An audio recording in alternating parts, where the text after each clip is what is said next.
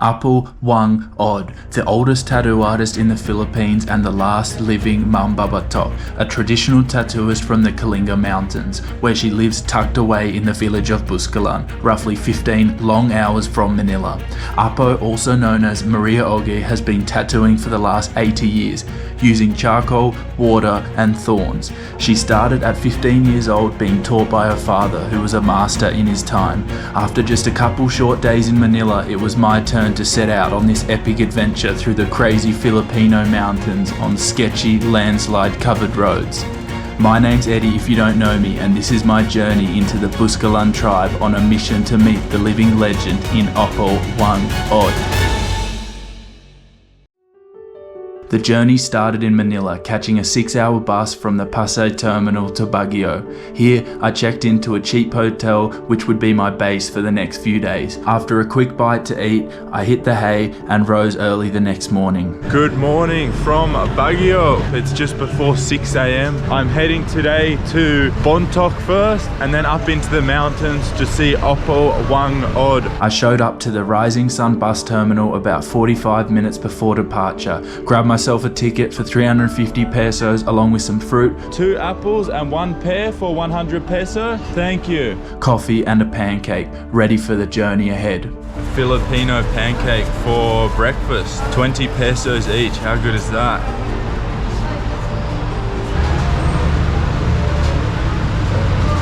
.30 departure to Bontoc. Let's do this. And before even leaving the terminal, my hopes of a nice scenic window ride were crushed. Apparently these have seat numbers, so I'm 27, this is 28, and I've just been booted out of the back, unfortunately. The bus started purring towards Bontoc. All the homies are on, so sitting here next to David. Lovely weather paired with epic mountain roads delivered a scenic day despite being 6'3" on a jam-packed bus. Dazing in and out of shut-eye, we eventually pulled over for a stop. I think we're about halfway. Squashy as in there. It's time for a coffee, I think. With a coffee in hand, tunes in ear, and no idea where I was, I couldn't help myself but just to look around and get G'd up for what was to come. We jumped back on the bus for some more bumpy roads, and after roughly 6 hours, I just arrived. Welcome to Bontoc. I need to find a jeepney. He said about 100, 200 meters up this way. With a quick wander through town, asking a few people, "You going to Tabuk?" Perfect, thank you. I found what I was looking for, the last ride for the day to Buscalan village. Tabuk, Buscalan. You go to Buscalan? Yes, please. You have a contact? Contact? Yeah, you have a contact in Buscalan? Yes.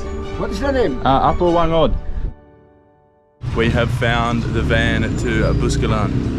I'm a tour guide. Okay, yeah. This is and that's new one. And you're the driver? Yes, I'm the driver. How are you, man? Eddie. Meeting my driver Toto and the legendary guide Francis, who was not afraid to show me how many people he has led into the mountains to meet Apo. Norway, Australia, Japan, Madrid, Germany, Belgium, Holland, Amsterdam, England, Holland, Denmark. This is where I also met Rebecca, who's going to be my guide for this trip. We jumped in the van and headed off once again. More sketchy narrow roads with awesome mountain views led us to the final checkpoint. Here I met Simon. Thank you, bro. All good. And he took me up the final stretch where the 30-minute hike into Buscalan begins. This is Rebecca, who is my guide and taking me up there to the Buscalan village. How long does it usually take you? I will take it for 30 minutes. 30 minutes? Okay. Regular. That up there, that's Buscalan village. Buscalan village for tattoo. Alright, I'll see you guys up there.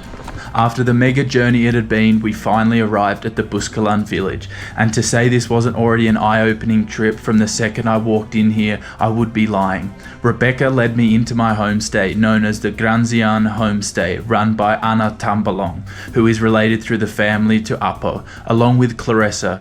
I wanted Apo's signature dots, but of course, if the opportunity arose and something traditional jumped at me, I wouldn't say no. Tattoos in this part of the world don't come by often. So, these are the different options that you can get here. These are the oldest ones. I'm leaning towards the arrowhead movement / direction. I think that's pretty fitting right now. Clarissa went over my horrible drunken tattoo from years ago and added a touch of Buscalan on the end. We had a laugh about it, and this was her first time tattooing on the inside of someone's hand.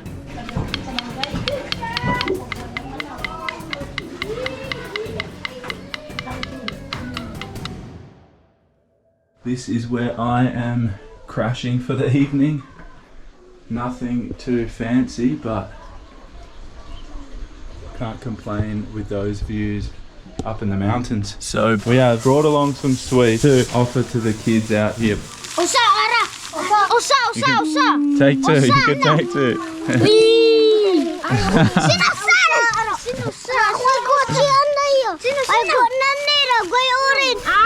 Look at them all. Whoa, whoa, whoa, bro.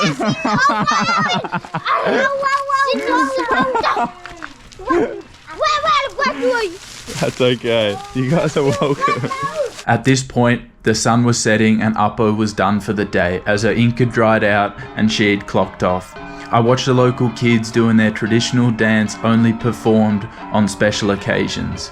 I smashed some rice and stew like a real local before passing out with the hope that Apo would be fit to tattoo in the morning.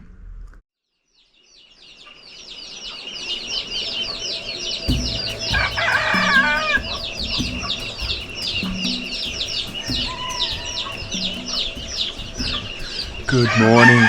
Today is the day. 6 a.m. just watching the sun come up over the rice fields. Hopefully Apo Whang-Od is feeling good and we will get a tattoo. Let's do this. After a quick cup of coffee and some local food I forgot the name of, tasteless to say the least, the time was finally here. Rebecca led me down to the famous little shelter where Apo works her magic. This place is usually packed full with people and I'm literally the only one here. After a tense 30 minutes of waiting, she finally appeared. There she was, Apo Whang-Od. What a legend.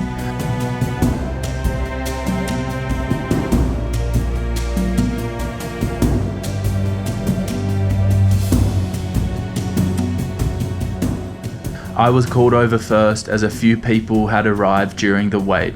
I showed her where I wanted the dots and she started tapping away.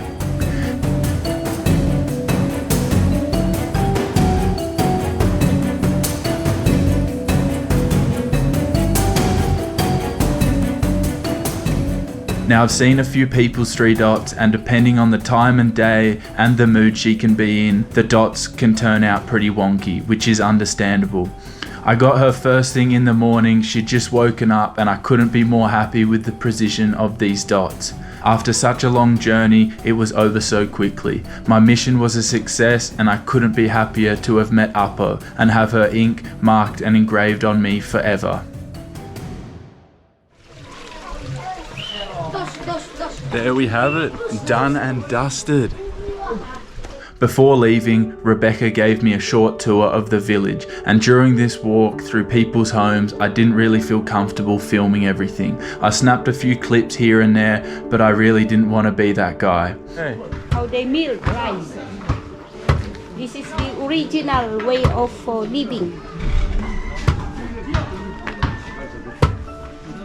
The rice. Is that how we ate it last night? Yeah. This truly made me appreciate everything I have, above and beyond, even more than I do. In this day and age, it's so easy to get frustrated over the small things. It really puts everything into perspective, and I don't think I'll be making any more videos about broken seats on buses.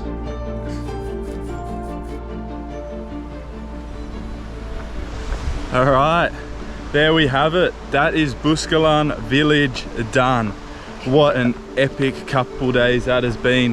Thank you to my guide Rebecca behind me. She's been amazing. All the people that I met in this village, what an awesome place to visit and get a little insight into their daily lives. And of course, Apo Whang-Od, 106 years old, still tattooing like an absolute legend. So yeah, I'll catch you in the next one. Thanks for watching.